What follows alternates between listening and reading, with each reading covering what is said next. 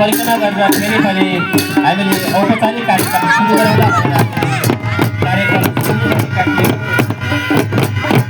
अलिकति अप्ठ्यारो महसुस भयो होला, कार्यक्रम कस्तो हो, कसरी कार्यक्रम सञ्चालन भइरहेको छ जस्तो महसुस भयो होला।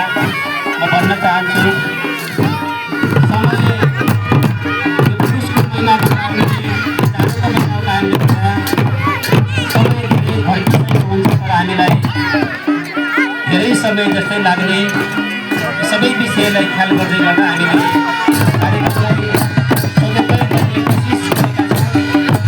आज यो हाम्रो माघी विशेष कार्यक्रम हाम्रो यो राष्ट्रिय पर्व हो। यो कार्यक्रम अन्तर्गत थारू समुदायको पर्व हो, थारू समुदायको विशेष पर्व हामी मनाउँछौँ।